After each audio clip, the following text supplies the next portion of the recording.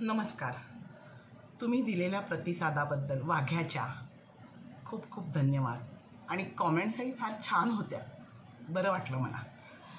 आज मी तुम्हाला माझी बयो आत्या आणि माझं आजोळ ह्यांच्याशी झालेलं माझं रियुनियन याविषयी सांगणार आहे. बघा कसं वाटतं ते.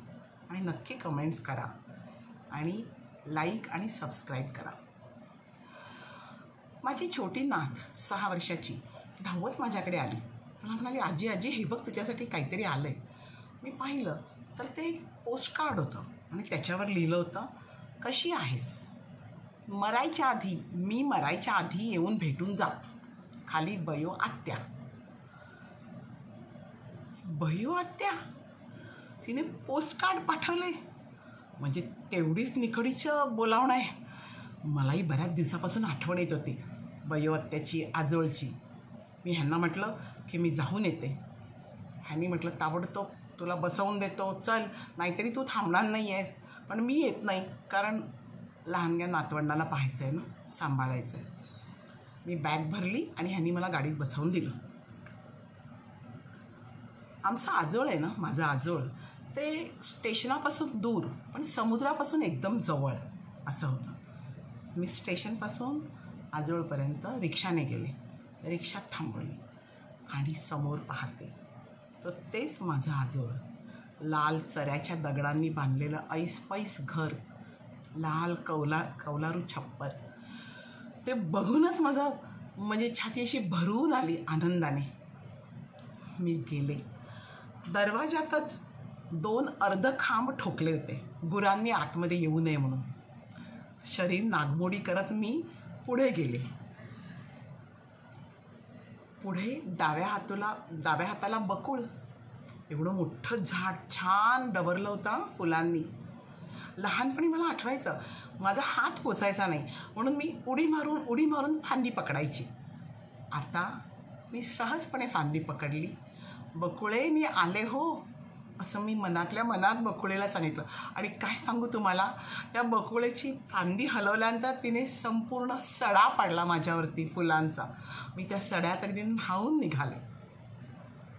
बकुळ सोडून पुढे सदाफुली, जास्वंदी, आबोली सगळ्यांना हात लावत, स्पर्श करत मी पुढे ओटीजवळ आले. खाली शेणाने सारवलेल्या जमिनीचा सुंदर वास, तो किती वर्षांपूर्वीचा वास. मी अगदी श्वास भरून घेतला आणि चप्पल काढून त्या जमिनीवर पाय टेकवले. तशीच अनवाणी पायांनी चालत मी पुढे आले. ओटीवर एक तांब्याचं फुलपात्र, तांब्या, त्याच्यात पाणी भरून ठेवलेलं आणि शेजारी छोटीशी वाटी, त्याच्यात गुळाचा खडा. आठवण आली, लहानपणी असंच ठेवलेलं असायचं आणि जो कोणी येईल तो आधी तो गुळाचा खडा तोंडात घालायचा. मी पटकन गुळाचा खडा तोंडात घातला. वरून पाणीही प्यायले, थंडगार विहिरीचं पाणी. त्याला एक वेगळी चव असते. बरं वाटलं. सगळा प्रवासाचा शीण कुठच्या कुठे पळाला. मी ओटीवरच्या 4 पायऱ्या चढले. हात रेलिंगचा आधार शोधत होते, पण चढले. चढून ओटीवर छान पाय टाकून खाली बसले, खांबाला टेकून. फार बरं वाटलं. बयो आत्या कुठे दिसत नव्हती, पण झोपाळा हल्ल्यासारखा वाटला. भली मोठी पडवी, त्याच्यावर एक मध्ये झोपाळा होता बांधलेला. त्या झोपाळ्यावर माझे वडील बसायचे. आईचा भास झाला दरवाजात उभी असल्यासारखा. ये ग पोरी म्हटल्यासारखं वाटलं. आजोबा दिसले.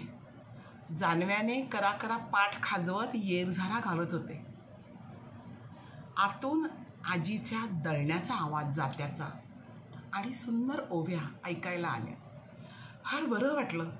आपल्या माणसात किती वर्षांनी मी आले होते.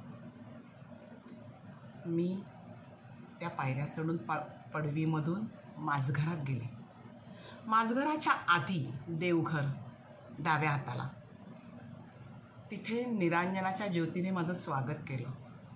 सुंदर एक तेवणारी ज्योत शांत प्रकाशात सहजपणे माझ्या तोंडात शुभं करोती कल्याणम आलं.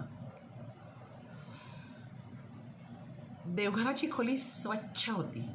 बाजूलाच वात्या ठेवल्या होत्या. आजकाल वात्या मिळत नाही, वात्या वळायच्या नसतात. आजकाल वात्या रेडीमेड मिळतात. त्याच्या बाजूला सहाण आणि त्यावर चंदनाचं खोड ठेवलं होतं. आजकाल गंधाचे खडूही रेडीमेड मिळतात. सगळ्या देवांना ताजी फुलं घातली होती, गंध लावलं होतं. छान वाटलं. अचानक मला आठवण झाली. मी सगळ्या भिंतीवर पाहू लागले. मला हवं ते दिसत नव्हतं. मी उठले. सगळे कोपरे, काने कोपरे सगळे पाहिले, नाही मिळत. मग मी फडताळ उघडलं. फडताळामध्ये वरती मला दिसली मला हवी ती गोष्ट. हळूच तो कंदील मी काढला. लहानपणी ह्या कंदिलाच्या प्रकाशात आजी आम्हाला गोष्टी सांगायची. तो कंदील, त्याची वात जरा मोठी केली. वात होती, त्याच्यात रॉकेलही होतं. त्याच्यावरची ती गोल अशी काचेची अशी उलटी ठेवल्यासारखी, ग्लास उलटी ठेवल्यासारखी काच असते ना, ती काढली आणि ती वात मोठी करून ती पेटवली. माचीस तर होतीच देवघरामध्ये. आणि ती काच परत लावली. त्या कंदिलाला सुंदर असा हात फिरवला त्या कंदिलावर आणि ती वात मोठी केली.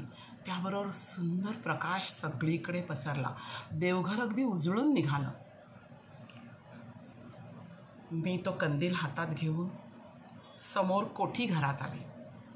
पूर्वी कोठी घरातले सगळे डबे भरलेले असायचे, धान्याची पोती भरलेली असायची.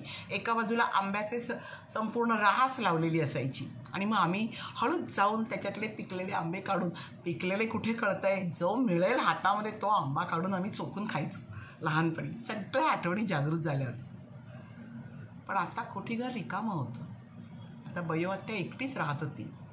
माझ्या आजीला माझी आई एकटीच, बाकी सगळी माणसं गळली होती. आणि आता फक्त बयो आत्या राहत होती त्या घरात. आणि ते घर तिने छान ठेवलं होतं अजूनही. मी आजूबाजूला बघितलं, बयो आत्या कुठे दिसत नाही. नक्कीच ती असणार. कोठी घराच्या बाजूला वरती जाण्याचा जिना होता. वरती माळा. आजकाल माळा एक्स्ट्रा पाण्याच्या टाक्या ठेवण्यासाठी वापरतात. पण हा माळा म्हणजे आम्ही लहानपणी इथे लपाछपी खेळायचो. माझी लपण्याची जागा होती. माळ्याच्या खाली बाजूलाच एक पलंग होता. तिथे मी बयो आत्याबरोबर झोपायची. मी त्या पलंगावर बसले नव्हे, पूर्ण टेकले. असं वाटलं मी बयो आत्यालाच टेकली. छान वाटलं. कंदील बाजूला ठेवला होता मी. तिकडेच एक जुनाट मेज होतो. मेज, पूर्वी मेज म्हणायचे, आता सगळी टेबलं वगैरे. नंतर मी माझघरात गेले. माझघरात सगळी जुनी भांडी तशीच होती ठेवलेली, रिकामी होती. चूल पेटलेली होती. चूल अजूनही धग होती. चुलीच्या बाजूला चहाचा कप होता आणि चहाच्या भांड्यात चहा करूनही ठेवला होता. मी तो चहा गाळून घेतला त्या फुलपात्रामध्ये आणि चहा प्यायले. नक्कीच बयो आत्याला माहिती आहे मी येणार आहे ते. स्वयंपाकघरात मी नजर फिरवली.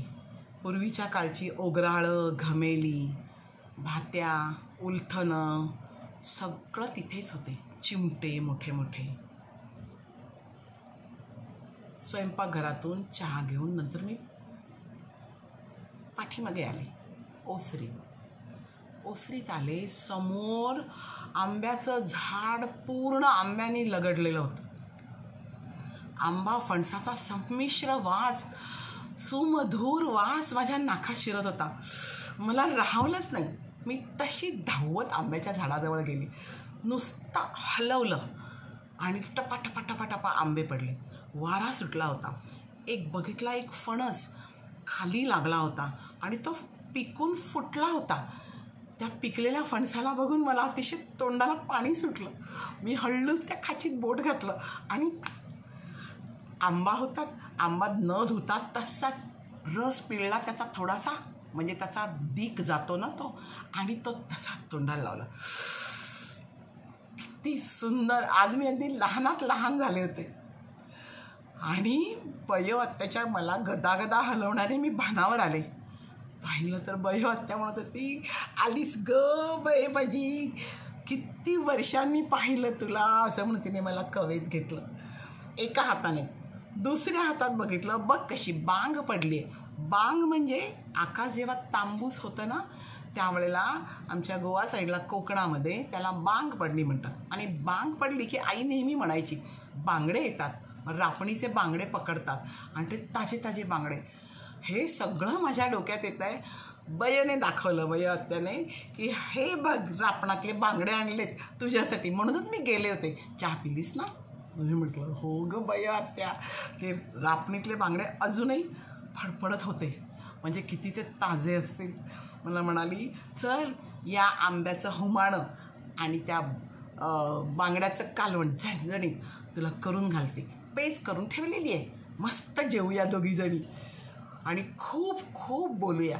मला तुझ्याशी खूप खूप बोलायचं होतं हो, काय भरोसा जीवाचा, म्हणून मी तुला बोलवलं. आलीस, मला खात्री होती तू येणार म्हणून. आलीस ग माझे बय म्हणून तिने मला पुन्हा एकदा घट्ट मिठी मारली. माझ्या डोळ्यातून पाणी ओघळत होतं, बय आत्याचं पाणी माझ्या खांद्यावर ठिपकत होतं. आणि तिथे समोर आई, बाबा, आजोबा सगळे हसत होते. अगदी ते पण खूप आनंदित झाले होते. संपूर्ण घर आनंदित झालं होतं.